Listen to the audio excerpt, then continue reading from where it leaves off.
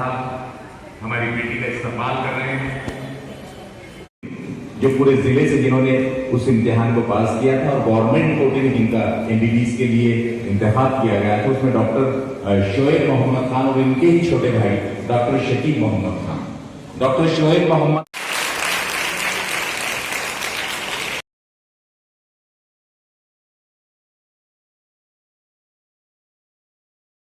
आइए उसके बाद आंखें खोली तो जिस ट्रेन में मैं सवार थी वो ट्रेन के पहिए मेरी आंखों के ऊपर से गुजर रहे थे, बहुत ही तेजी से।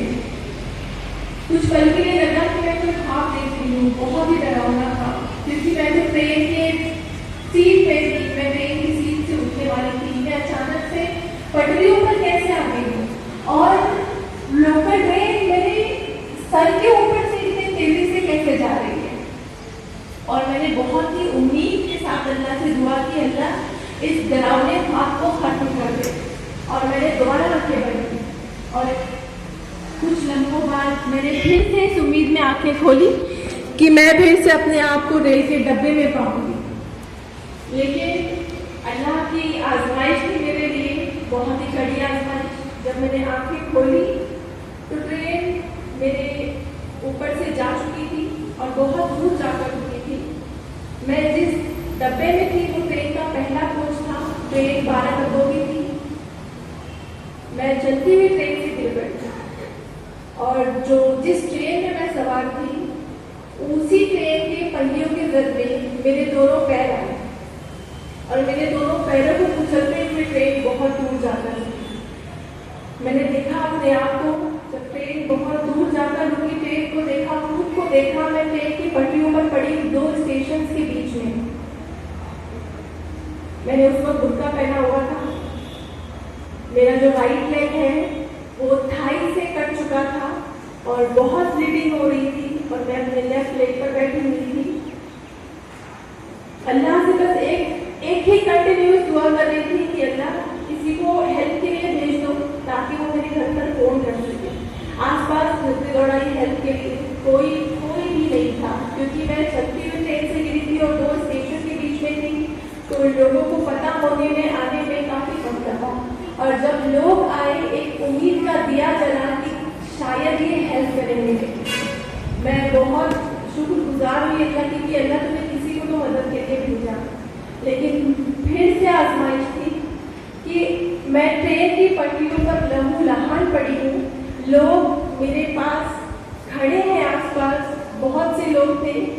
मैंने रोक कर गिड़गिड़ा कर उनसे हेल्प मांगी। मैंने यहाँ तक कहा अपने बैग से फोन की डायरी निकाल कर उनको अपने घर का नंबर शो किया कि प्लीज आप एटलीस्ट मेरे घर वालों को ये बता दो कि मैं इस हालत में यहाँ पर हूँ, क्योंकि मुझे लावारिसों की तरह नहीं मरना था। मैं चाहती थी कि जब मेरा आखिरी वक्त हो तो एटलीस्ट मेरी फैमिली का कोई बंदा मेरे पास हो। लेकिन अल्लाह की आजमाइश थी। पुलिस इंटरोगेशन की डर से किसी ने भी मेरे घर को जॉब नहीं किया और मैं ट्रेन की पटरियों पर लहू लहान तकरीबन 15-20 मिनट तक पड़ी रही वहीं पर। किसी की हेल्प नहीं आई और उसके बाद रेलवे वर्कर्स आए हेल्प के लिए। मुझे ट्रॉली पर उठाया, स्टेशन पे रखा, वहाँ भी काफ़ी देर रखा। एम्बुलेंस आने में टाइम लगी। जब एम्बुलेंस से मुझे गवर्नमेंट हॉस्पिटल लेकर जाया गया, वहाँ पर भी एक आजमाइश थी कि उनका जो ऑपरेशन थिएटर था वहाँ के डॉक्टर्स हड़ताल पे थे, उनका स्ट्राइक चल रहा था। मेरा एक्सीडेंट सुबह में 10-11 बजे के करीब हुआ। जब मुझे हॉस्पिटल लेके जाया गया तो वहाँ पे मुझे फौरी ट्रीटमेंट नहीं मिला, कोई डॉक्टर ही अवेलेबल नहीं था। मुझे ट्रॉली पर हॉस्पिटल के कॉरिडोर में ऐसे ही छोड़ दिया गया। सुपरफिशियल ड्रेसिंग की गई नर्सेस ने की और मेरा कोई ऑपरेशन नहीं हुआ। और शाम के 5-6 बजे तक मैं ऐसे ही पड़ी रही बगैर किसी इलाज के। अल्लाह की आजमाइशें थी, लेकिन अल्लाह का करम था कि उस वक्त तक फैमिली को इन्फॉर्म हो गया था। फैमिली आई, बहुत सारे प्रोसेस कर मुझे प्राइवेट हॉस्पिटल शिफ्ट किया गया और मेरा वहाँ पे सही इलाज हुआ। तो जब प्राइवेट हॉस्पिटल शिफ्ट किया गया वहाँ पे मुझे एनेस्थीसिया दिया गया, मेरा ऑपरेशन किया गया, मल्टीपल सर्जरी हुई। और जब मैं होश में आई सर्जरी के बाद तो मेरी बड़ी बहन जो कि उस हॉस्पिटल में ही एज डायलिसिस टेक्नीशियन थी, उन्होंने मुझे बताया कि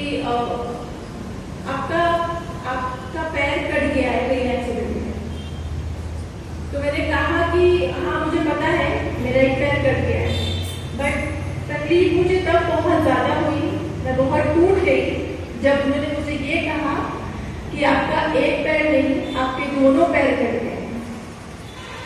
मेरा जो राइट पैर है वो हिप से नहीं है और लेफ्ट पैर बिलो नी एम्पुटेशन है। बहुत तकलीफ हुई, अल्लाह से मायूसी भी हुई, और वो जो वक्त है इतना पेनफुल था, इतना दर्द। ने मेरे अंदर का पैशन देखा, अल्लाह पर यकीन देखा और अल्लाह ने उनके दिल में वो बात डाली। मैं बहुत फख्र से कहती हूँ कि अल्लाह ने ही उनके दिल में वो बात डाली। अगस्त 2011 में आखिरी दिन जजमेंट का था कोर्ट का और फैसला मेरे हक में आया।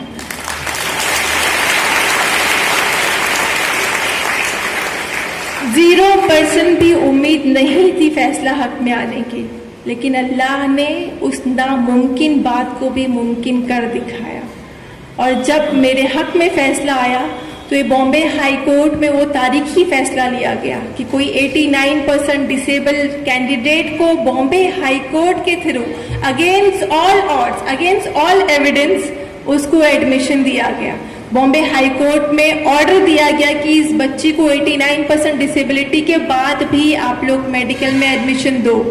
और अल्लाह के करम से वो सारी तकलीफ़ों का जो रिवॉर्ड्स था, वो सारी तकलीफ़ों का जो मुझे तोहफा मिला इस रूप में मिला कि मुझे मेरे रैंक के हिसाब से इंडिया के टॉप प्रेस्टीजियस कॉलेज में एडमिशन मिला, Seth GS medical college in KEM hospital Mumbai. अल्लाह का बहुत बहुत शुक्र है। अल्लाह आजमाइशें देते हैं तो उनके साथ आसानी भी होती है। मेरा ये ड्रीम नहीं था कि मैं इतने टॉप मोस्ट कॉलेज में एडमिशन लूँ, ना मेरी हैसियत थी, लेकिन अल्लाह ने मुझे दिलाया वो। और जब एडमिशन हुआ 2011 से 2016 MBBS की जो जर्नी रही है बहुत पेनफुल। ये वो दिन है जिसने बहुत सारी पॉजिटिविटी मेरी जिंदगी में आई और मैं अल्लाह की शुक्रगुजार हूँ उस चीज के लिए, उस दिन के लिए। 7 अक्टूबर 2008 मेरा एग्जाम था। मैं एग्जाम देकर अपने कॉलेज से निकली और मैंने रोज की तरह किलोमीटर ट्रेन की। ट्रेन के पहले डब्बे में सवार हुई और ट्रेन अपनी मंजिल की तरफ चली। और जब मेरा डेस्टिनेशन जो था जोगेश्वरी, उससे पहले एक स्टेशन आता है अंधेरी, वो बहुत ही ओवर क्राउडेड होता है। आजकल के जो हालात चल रहे हैं इसको देखते हुए, देखिए मैं कोई मोटिवेशनल स्पीक नहीं कर सकता आपके सामने। इतने बड़े यहाँ धुरंधर बैठे हैं। हमारी बहन ने बहुत अच्छी लफ्ज आपके सामने रखे हैं। मैं बस मुबारकबाद देने के लिए यहाँ खड़ा हुआ हूँ कि जो हमारी बहन के अल्फाज है वो मेरे जज्बात हैं।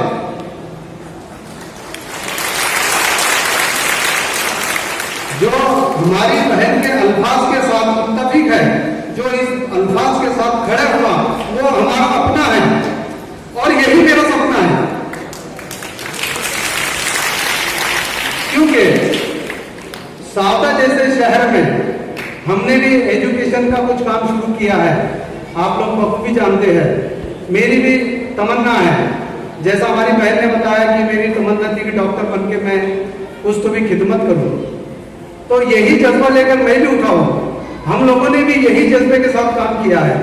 साबिर सर ने भी बताया कि डॉक्टर अब्दुल करीम सालार साहब ने फलाना डिग्री के लिए आए, तुम भी फलाना डिग्री के लिए आना, MBBS ले आना, BAMS ले आना। इंशाल्लाह आपकी दुआ रही तो इंशाल्लाह ये कदम भी सौदा से उठेगा और इंशाल्लाह आप लोगों की दुआ से हमारी तमन्ना है। मैं यहाँ मैं अपनी कोई तारीफ करने नहीं खड़ा हूँ, सर का हुक्म है और मुझे भी मुबारकबाद देनी थी। सैयद असगर साहब ने, अकील भाई ने, अयूब सर ने इतना बढ़िया प्रोग्राम अरेंजमेंट किया है और ये प्रोग्राम 100% सक्सेस हो गया। जो हमारी बहन ने स्पीच यहाँ दी है, इंशाअल्लाह आप सब वादा करो कि हमको इस पर अमल करना है। क्योंकि हम ऐसी जज्बाती तकरीरें सुन लेते हैं, जज्बात में आ जाते हैं, उसके बाद कुछ नहीं, घर जाके सब भूल जाते हैं। हमारी बहन ने 1 मिनट की बात नहीं बताई कि सिर्फ एजुकेशन हासिल करो। उन्होंने माँ बाप का एहतराम भी बताया। उन्होंने जो उनकी जिंदगी के साथ गुजरा है ना, वो सब कुछ बयान कर दिया आपके सामने। वो 1 घंटे की उनकी तकरीर, लेकिन उनकी जिंदगी का निचोड़ है। आप उसको समझो, आप उनको अपना आइडियल बना लो, क्योंकि ये जो उनके साथ एक्सीडेंट हुआ है, ये हमारी जिंदगी में भी रोज होते हैं, लेकिन उनका एक्सीडेंट दिखने वाला एक्सीडेंट है, हमारा एक्सीडेंट किसी को दिखाई नहीं देता। और जिस तरीके से, जिस फैमिली से वो बिलोंग करती है, जिस फैमिली से, जैसा उन्होंने बैकग्राउंड बताया उनका, शायद ही 5% ऐसे यहाँ लोग बैठे हैं जिनका ऐसा बैकग्राउंड होगा, बाकी 95% ऐसे पेरेंट्स यहाँ बैठे हैं, ऐसे वालिदैन बैठे हैं जो अपने बच्चों को पढ़ा सकते हैं। पहले बहुत हालात खराब थे, पैसा नहीं था, आज सब कुछ है। हम लोग हर जगह पैसा खर्च करते हैं, लेकिन बस जहां एजुकेशन का मामला आता है ना, वहां पर हम खामोश हो जाते हैं, पीछे हट जाते हैं, और यही वजह है हमारे पिछड़ेपन की। आप एजुकेशन में भी खर्च करो, सारे काम में खर्च करो, जहां पर जरूरी है वो बिल्कुल खर्च करो। जहां हमको एजुकेशन बस फ्री चाहिए, बाकी सब हम पैसे से करेंगे।